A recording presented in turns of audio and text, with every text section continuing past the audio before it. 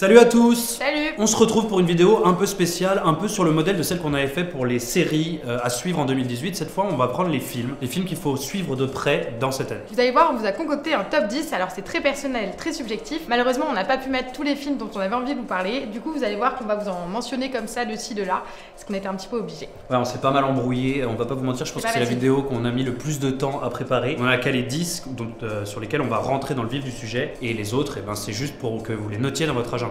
On a choisi de faire commencer le top en mars, mais il fallait quand même qu'on vous parle de quelques films avant. Le premier, c'est Shape of the Water. Shape of the Water, c'est le nouveau Guillermo del Toro. C'est certainement le film le plus attendu de 2018, en tout cas un des plus nominés à tous les festivals internationaux. On a hâte de le voir. Le second film dont on voulait vous parler, c'est Lady Bird de Greta Gerwig. C'est un film indépendant du cinéma américain qui est une référence aujourd'hui à Hollywood. Il a carrément reçu la plus grande, la meilleure critique de tous les temps, ce qui est juste hallucinant pour un petit film comme ça. Ouais, moi je l'ai vu en tout cas et c'est vachement bien. Alors deux films dont on ne parlera pas non plus parce qu'en fait on a fait des vidéos à côté qui sont entièrement consacrées à ça. Bien sûr que c'est certains des films les plus attendus de 2018, mais on va pas les mettre dans notre classement. C'est le film Avengers, bon ça tout le monde en parle, on a déjà fait une vidéo, on en fera peut-être une autre pour vraiment creuser les mystères de ce qui est un peu une fin de cycle dans l'univers Marvel. Et puis on a volontairement omis le film Solo Star Wars Story dont la bande-annonce vient de sortir et on a eu le temps de faire un petit débriefing de ce trailer qui était plein de promesses. Deux autres films très importants qui marquent aussi cette année 2018, c'est quand même le retour de Peter Jackson qui marque une nouvelle saga futuriste, Mortal Engine. Ouais, ça a l'air complètement dément. C'est des... C'est un film un peu qui a l'air complètement dément. C'est un peu à mi-chemin entre Mad Max. Enfin, il y a beaucoup de Mad Max là-dedans. C'est des villes. Les villes sont devenues des villes géantes à roulettes qui se déplacent dans un monde apocalyptique à roulettes. Enfin, des grosses roues quand même. On suit la ville de Londres. On est dans les méandres de la ville de Londres qui est devenue une immense machine sur plusieurs étages. Et on va suivre deux personnages qui vont essayer de résoudre un crime dans cette ville mystérieuse. Ouais, c'est un sous-genre de la SF d'ailleurs qui s'appelle le steampunk. À savoir. Et puis un des films qui forcément était dans les plus attendus de 2018, quand c'est pas râler qu'on l'a pas mis dans le top, c'est hyper subjectif, on n'a pas réussi à lui trouver une place, c'est le nouveau Steven Spielberg, après Pentagon Papers, qui s'appelle Ready Player One, une histoire de réalité virtuelle. On vous laissera aller voir la bande-annonce, c'est rempli de références pop culture, ouais, ça a l'air quand même, cool. Ouais, ça a l'air vachement bien. C'est parti pour le top 10. Alors en 10e position, on a choisi Ocean's 8 qui marque le grand retour de la franchise Ocean. Alors vous vous souvenez, Ocean, il y a Ocean's 11, Ocean's 12, Ocean's 13, avec Matt Damon, Brad Pitt, George Clooney, on connaît tous ça. C'était d'ailleurs un remake déjà de L'Inconnu de Las Vegas, donc là on parle d'un remake d'un remake. Quand même pas mal. C'était d'ailleurs un casting hyper masculin où il y avait juste Julia Roberts, un peu qui est en électron libre, qui jouait autour de tous ces hommes. Et là, hop, le coup s'inverse puisque c'est une équipe de femmes, un casting presque entièrement féminin et qui est génial. Cate Blanchett, Helena Bonham Carter, Rihanna, j'en passe et des meilleurs.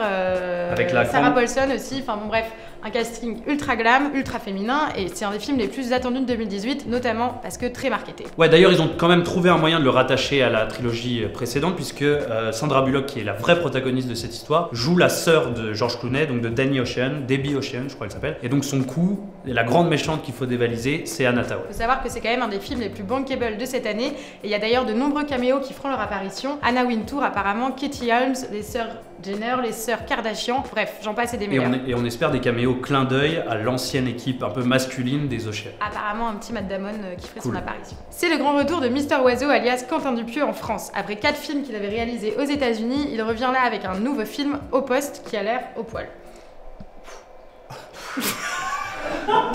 On est clairement sur du film indé à la française avec beaucoup d'inspiration américaine, mais on l'a mis dans notre classement parce que tout ce qu'a fait Mister Oiseau jusque-là, c'est des succès. Steak, plus récemment Réalité, à chaque fois il a cette petite patte et il arrive toujours à trouver des mélanges, Eric Judor, Marilyn Manson, Alain Chabat récemment. Ici, encore une fois, il ne déroge pas à la règle puisqu'il a tout simplement un casting de malade. Il a Benoît Poelvoorde par exemple, on pense à Dupontel, Aurel San, Vincent Macken, Anaïs de Moustier. Un mélange de films indé à la française et de rappeurs, de nouvelles têtes d'affiche. En tout cas, c'est hyper alléchant. En tout cas, pour le pitch, ça se passera apparemment dans un huis clos, une confrontation entre un commissaire et un suspect. Toujours un film et un cinéma de l'absurde, hein. On est toujours avec du Quentin Dupieux, un humour bien noir, bien décalé. Nous, on adore ça. Il prépare d'ailleurs un autre film, c'est vraiment un réalisateur prolifique, Quentin Dupieux. Un film cette fois-ci avec Jean Dujardin qui s'appelle Le Dain. Et alors, attention les yeux, l'histoire, c'est quand même une histoire d'amour entre Jean Dujardin et sa veste 100% en daim. En numéro 8, on a mis le nouveau film de Wes Anderson, L'île aux chiens. Ça me fait rire parce que j'étais pas tout à fait pour, je comprends pas bien le délire du mec. Il revient à ses premiers amours avec le film d'animation. Il avait tourné, on se souvient, le Fantastic Mr. Fox. Et là, il revient donc à ses premiers amours, film d'animation, et comme son nom l'indique, c'est avec des chiens. Alors c'est filmé en stop motion comme Wallace et Gromit ou encore Chicken Run pour les plus nostalgiques et on retrouve toujours ce petit côté décalé, enfantin à la Wes Anderson. Regardez la bande-annonce, objectivement au début moi aussi j'avais un petit peu peur parce que un film sur des chiens, c'était pas non plus mon truc. Mais Wes Anderson, c'est toujours génial et objectivement, la bande-annonce est juste dingue. Ouais, c'est d'ailleurs ce qui sauve un peu le truc parce que honnêtement, il sort de The Grand Budapest qui est son plus grand succès et qui est un truc de malade. Et tu te dis, voilà, il va nous pondre encore un truc génial. Là, il nous prend à contre-pied avec ses chiens en pâte à modeler, pourquoi pas. Et sachant qu'il s'est quand même payé au doublage pour se régaler. Un casting de malade, Bill Murray, Edward Norton, Bryan Cranston. Il met les petits plats dans les grands. Bon, il nous offre un film de chien. Pour le numéro 7, on a choisi le retour aux manettes de Brian De Palma. On rappelle qu'il a quand même 76 ans, il a d'immenses films derrière lui, L'Impasse, Scarface et j'en passe. Et là, il revient avec le film Domino. Au casting, Christina Hendricks de Mad Men et Nicolas Coster-Waldau, le Jaime Lannister de Game of Thrones. Un film un peu policier qui se passe aux quatre coins du monde, ça a l'air ouf.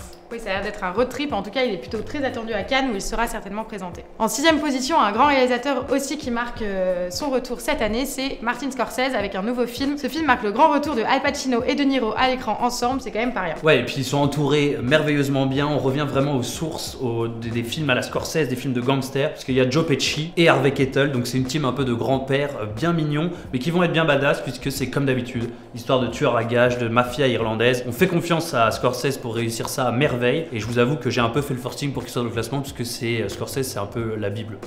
En 5ème position, encore un gros, c'est le grand retour de Lars von Trier. Alors attention, il a dit quand même que c'était certainement le film le plus brutal de sa carrière. Quand tu sais qu'il a fait Antichrist, Dancer in the Dark et encore Nymphomaniac, tu dis que si c'est le plus brutal, on est quand même un peu dans la merde. Ouais, ça s'appelle The House That Jack Built. C'est une histoire de tueur en série. Ouais. Ce qui est une première pour Lars von Trier, il me semble. Je suis sur le papier hyper alléché en tout cas, et après je me dis quand même que Lars von Trier parfois se tape des délires perso, donc c'est à prendre avec des pincettes. Au casting, Matt Dillon et Uma Thurman, c'est plutôt très prometteur. Au pied du podium, en 4ème position, on retrouve, et ça lui fera les pieds, parce que je déteste comme ça c'est dit, Xavier Dolan et son film The Death and Life of John F. Donovan. C'est, après Mommy et Juste la fin du monde, son premier grand film hollywoodien, premier film en langue anglaise, et c'est clairement son projet le plus ambitieux. Pour ce nouveau projet, il s'est encore entouré d'un casting de rêve, 100% hollywoodien pour le coup, Kit Harington, Nathalie Portman ou encore Susan Sarandon. Et Jessica Chastain.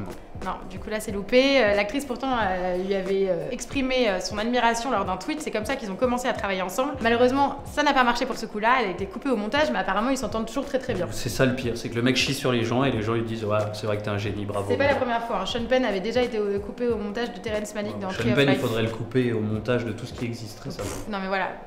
En 3ème place, c'est le grand retour de Deniz Gamze Ergüven qu'on avait déjà connu pour Mustang, qui était, moi j'ai trouvé un chef-d'œuvre. C'est une réalisatrice turque qui s'attaque encore à un sujet de société, puisque cette fois-ci, ce sont les injustices contre les Noirs aux États-Unis. Pareil que pour Dolan, elle se met un peu au cinéma à l'américaine, elle rentre dans le grand bain d'Hollywood, puisque au casting, on compte Halle Berry et Daniel Craig, ouais, et que ça va, en plus des injustices envers la population noire dans la société américaine, c'est surtout focalisé sur un événement, c'est les émeutes de Los Angeles dans les années 90, qui ont fait énormément de bruit et qui sont une vraie tache noire dans l'histoire américaine. Ça fait d'ailleurs un peu écho au Détroit de Catherine Bigelow. Ouais, clairement, on est dans du Black Lives Matter, et surtout, ce qu'il faut dire, et ce qui est hyper hopeful, comme on dit en anglais, j'ai perdu mon français, c'est qu'il a été diffusé au Festival de Toronto, donc en compétition, et qu'il a juste reçu des acclamations comme rarement, donc c'est vraiment hyper prometteur, et ça sort en avril. Alors vu qu'on s'est pas mal disputé pour la première place du classement, je vous donne mon numéro 2, mais c'est un peu en fait votre numéro 1, on va jouer comme ça. Enfin, ton numéro 1. Enfin, ouais, le numéro 1.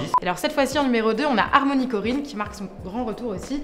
Alors Harmony Korine, c'est un peu le grand chantre de l'indépendant américain. C'est un peu le disciple de Larry Clark et moi j'avoue que j'ai une petite préférence pour ce réal et notamment pour son film Gumo qui m'avait vachement marqué. Et alors là, il marque son grand retour avec Matthew McConaughey cette fois-ci dans le premier rôle. Ça s'annonce assez explosif. Ouais, c'est dans l'ambiance de ce Spring Breakers, le film avec James Franco et les Claudettes là, que c'était Vanessa Hudgens, je me souviens, Selena Gomez, ouais, les autres, je me souviens pas. Mais c'est toujours ce petit côté Harmony Korine très fluo, et en même temps hyper sombre sur l'Amérique quand même. Et là, il revient donc avec ce film, tu l'as dit, avec Matthew McConaughey, je sais jamais le dire. Et c'est pas une suite, mais il y a une sorte de continuité entre les deux films. En tout cas, c'est ce qu'il a expliqué dans une interview. Et c'est toujours sur un mec, là Matthew McConaughey c'est un personnage qui s'appelle Moondog, qui serait un peu un outcast, un peu comme James Franco l'était. Donc c'est exactement, il y a Snoop Dogg aussi dans le film, attention, truc de malade. Et photo de Matthew McConaughey, allez voir sur Twitter, il a un style, mais c'est juste de la balle. On retrouve aussi l'actrice principale de The Florida Project, Bria Vanette, qui moi je trouvais avait déjà crevé l'écran dans ce film. Bien cool, donc même état d'esprit que The Spring Breakers, si vous avez adoré, foncez. Et nous c'est le cas, donc on est très très impatients. Et puis en numéro 1, et là pour le coup c'est mon numéro 1 à moi, je me suis bien battu, effectivement, parce qu'on a fait un premier classement, pour tout vous dire, on a fait un premier classement, et après on a dû tout le refondre, et en fait il y a énormément de mes films qui ont sauté, donc j'ai réussi à négocier pour avoir la première place. Et la première place, c'est, en plus Cocorico, c'est le nouveau film, le prochain film de Jacques Audiard. Comme d'autres cinéastes du classement, d'ailleurs c'est hyper marrant, on a l'impression qu'ils font tout ça. Jacques Audiard se met lui aussi à la planète Hollywood, et il va réaliser son premier film avec un casting américain. C'est l'adaptation d'un roman de Patrick DeWitt, c'est un super roman qui s'appelle Les Frères Sisters, western, deux frères tueurs à gages qui sont lancés dans une immense course-poursuite. Ça promet, avec en plus la petite touche Jacques Audiard, ça risque d'être incroyable. Oui, un casting 100% hollywoodien avec Jack Gyllenhaal, Joaquin Phoenix et aussi John C. Reilly. Objectivement, c'est très prometteur. Juste les 3 meilleurs mecs, donc clairement pour moi, qui suis fan de western et de Jacques Audiard, le cocktail pouvait pas être plus parfait. Voilà, une fois qu'on a fait notre top 10 hyper subjectif, on a réussi à en caler en intro pour tricher et on va encore en caler en conclusion pour tricher. C'est un top 40 limite le truc. Mais là on va juste vous évoquer des trucs en mode name dropping, mais notez-les dans votre agenda, il faudra absolument les surveiller. Annihilation, d'abord, le grand retour du réalisateur d'Ex Machina, qui était déjà pas mal du tout, là qui revient cette fois-ci avec Nathalie Portman dans un film écolo-futuriste catastrophique. Apparemment c'est pas mal. Ouais, la même veine du SF indépendant et je pense que ça va cartonner. En tout cas le trailer, il est sorti, allez le voir, c'est très mystérieux. Et puis on va parler enfin de The Disaster Artist, on me l'a enlevé du classement, bon bah tant pis. Le nouveau film de James Franco. Avec James Franco. Avec James Melon déjà. Bah quand t'es une pépite, hein, il est partout, on adore James Franco, moi je suis fan. Et donc dans son film, il raconte l'histoire du tournage du plus gros nanar de tous les temps. Et ça promet, la bande-annonce est ouf, il a été récompensé au Golden Globe, je pense que ça va cartonner. On peut noter aussi le prochain film de Spike Lee qui s'appellera Black Klansman, qui est sur un policier qui s'infiltre, un policier noir qui s'infiltre dans le Ku Klux Klan. Et au casting, en premier rôle, on trouve le fils de Denzel Washington. Et Spike Lee, c'est quand même le film Malcolm X, etc. C'est toujours un gage de qualité. Pour les films aussi tant attendus, il y a Les Animaux Fantastiques 2, que Léo notamment attend énormément, et aussi Les Indestructibles 2. Ouais, Les Indestructibles 2, ça va être de la balle, bon, on n'a pas pu évidemment le classer, le mettre dans le classement, bon, mais dommage. Enfin, on conclut sur une petite note optimiste avec le prochain Disney, un film d'Ava DuVernay. Il s'appelle Un raccourci dans le temps. Alors à savoir, Ava DuVernay, c'est celle qui a réalisé Selma, qui réalise d'ailleurs tous les clips de Jay-Z en ce moment. Et le côté un peu cool du film Un raccourci dans le temps, de ce film Disney, c'est que l'héroïne est une petite fille black. Donc c'est vraiment toujours dans cette mouvance un peu Black Panther, le Marvel, de ce Hollywood qui essaye de se mêler aussi au truc Black Lives Matter. Voilà, c'était notre top 10, enfin notre top 20, 30, 40 de tous les films à surveiller de près en 2018. On n'a pas forcément dit à chaque fois les dates, mais notez-les bien dans votre agenda. Donnez-nous aussi votre top en commentaire. Nous, on a pas mal galéré pour faire le nôtre. J'imagine qu'on a oublié aussi des films, donc n'hésitez pas à répondre en commentaire. N'hésitez pas à liker, n'hésitez pas à partager et surtout abonnez-vous. Salut! Ciao!